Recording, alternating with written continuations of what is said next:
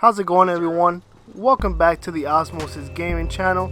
It's the OG Osmosis Gaming, and I have some Battlefield 1 gameplay here for you guys. Some old gameplay, but I figured I'll use the video, or I'll use the gameplay since I haven't used it. It was just sitting on my computer, and I figured I'll use it. And all the footage you'll see from Battlefield 1, this is all from the beta. Obviously, you'll see on the top right hand corner, it'll say open beta. This is all from the beta stage of the game. Playing with a couple buddies of mine. Well, one of my friends and his friend. So we're all buddies, just shooting shit down.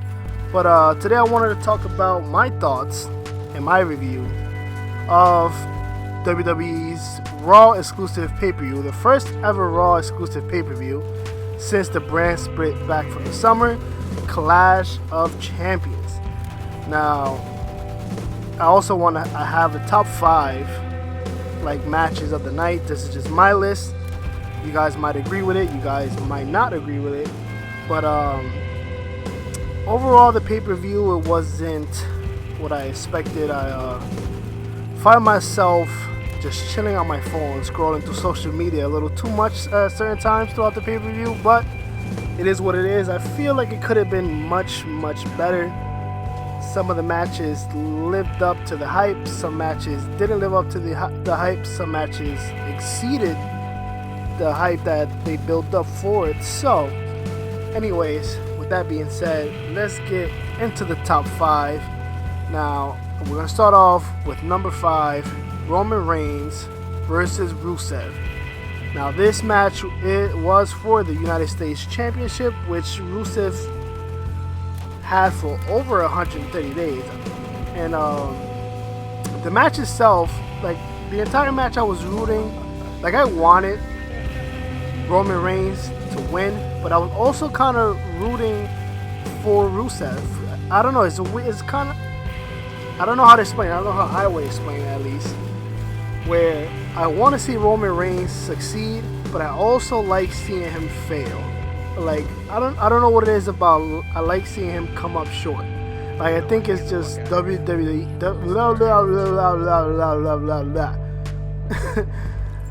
WWE has accustomed us to watching Roman Reigns just drop the ball every single time he has the opportunity to just achieve something. So the match itself was okay. Obviously, Roman Reigns came out on top. He's our new United States champion. Lana interferes. She ends up getting kicked off the apron, whatever. She gets sent backstage. I can't even get my words right. But anyway, Roman Reigns finally overcomes the odds.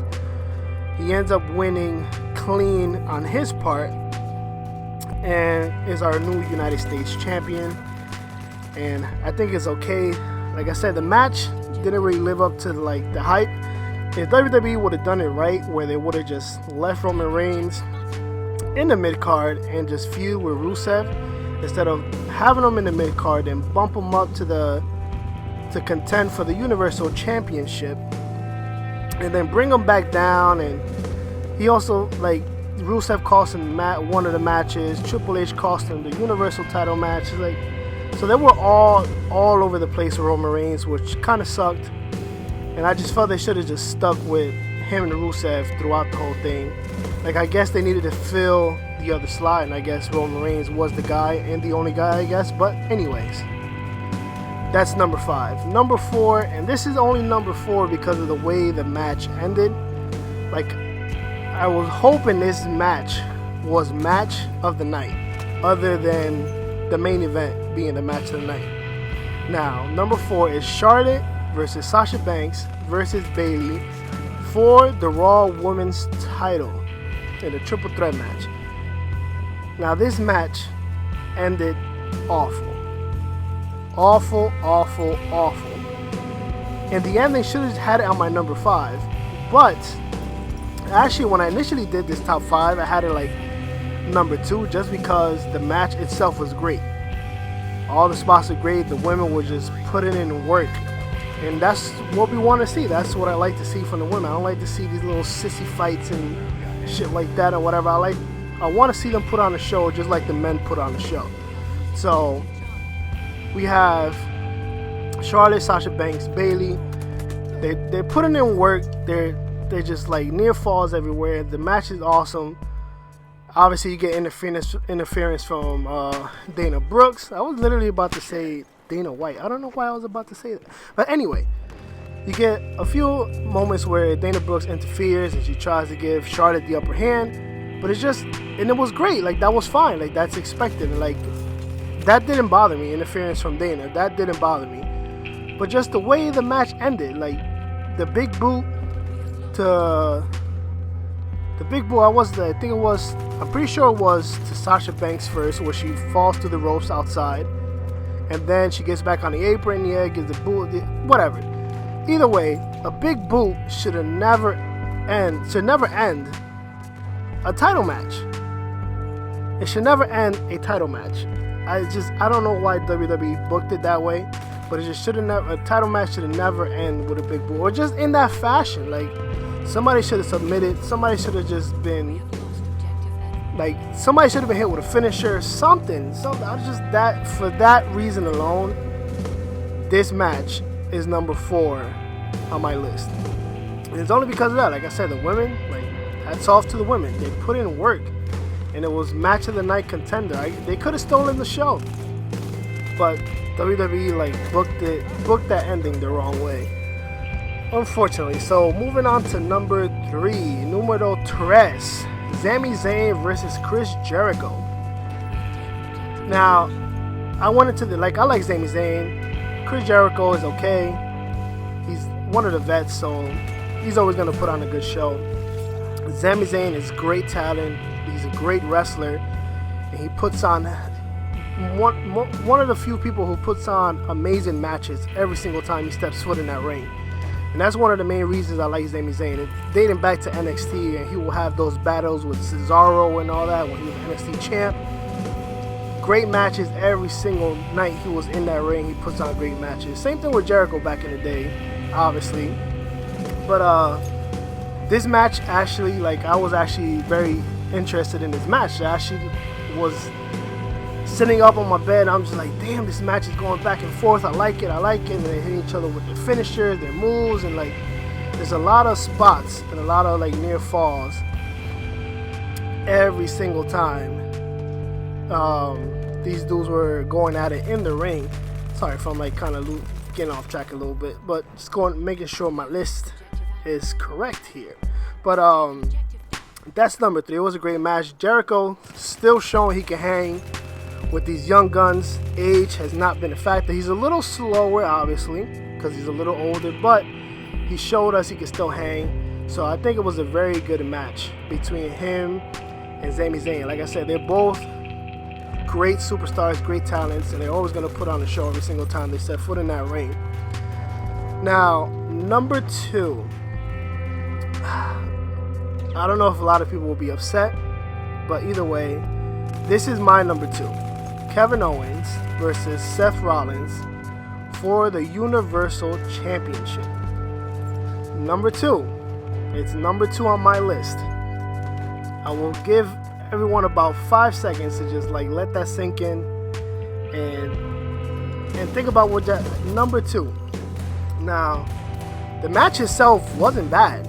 I knew going into this main event that Seth Rollins and Kevin Owens were going to put on one hell of a show and one hell of a match. And they did.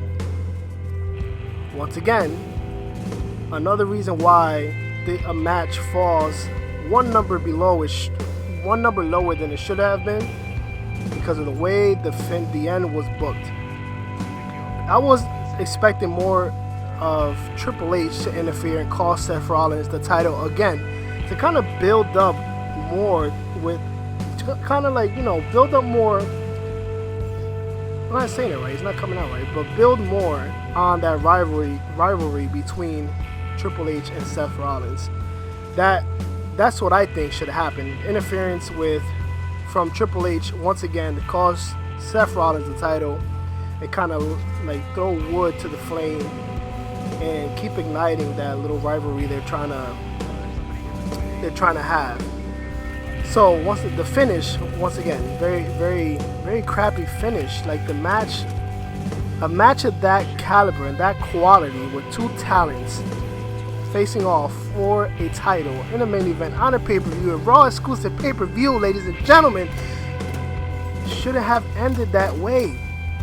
Like I know that card has been pulled before, but it just shouldn't have ended that way. It was very ugly, and it was like very disappointing. It was a very crappy way to kind of close off the show, and that's why that's number 2 on my list. Like I said, Kevin Owens and Seth Rollins put on a hell of a match. And like I said, these two guys are great talents. They've both been NXT champions. They've both been WWE champions. Obviously, Seth Rollins has not been Universal Champion, but he has been World Heavyweight Champion, WWE Champion, whatever the case may be. Kevin Owens, his first time ever holding the main title on the main roster. So, great talents, great match. Both of these men put on great matches every single time they step in the ring. Now, a lot of people give me crap because I like Kevin Owens. They give me crap because I love Seth Rollins. Come on! It's so hard to not like these guys. Like, it's so hard not to like these guys. But anyway, on to number 1. And this match, ladies and gentlemen, was a brawl. Literally, a brawl. To both men, couldn't go anymore. And that's why it's number 1 on my list. Cesaro versus Sheamus in a culmination of their best of 7 series match. Like, it was an insane match from both of them. And a lot of people don't like Sheamus. Whatever. I like Sheamus. Whatever. Give me crap. Don't care. I like Cesaro.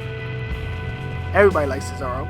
But the Cesaro section was lit, and the Sheamus section was lit, and both of these men laid it all on the line, left it all in the ring, heart, body, and soul, mentally, physically, everything. Hands down, match of the night, and that is why it's number 1 on my list. Now, I saw on social media afterwards, like after that match was called a no contest, basically, because both men couldn't get up. But what I liked about that is that even though they were both shown kind of like down and out, they still wanted to go and still go at it with each other. Like, I like that. That's what we need for more superstars, and I think WWE booked that match correctly.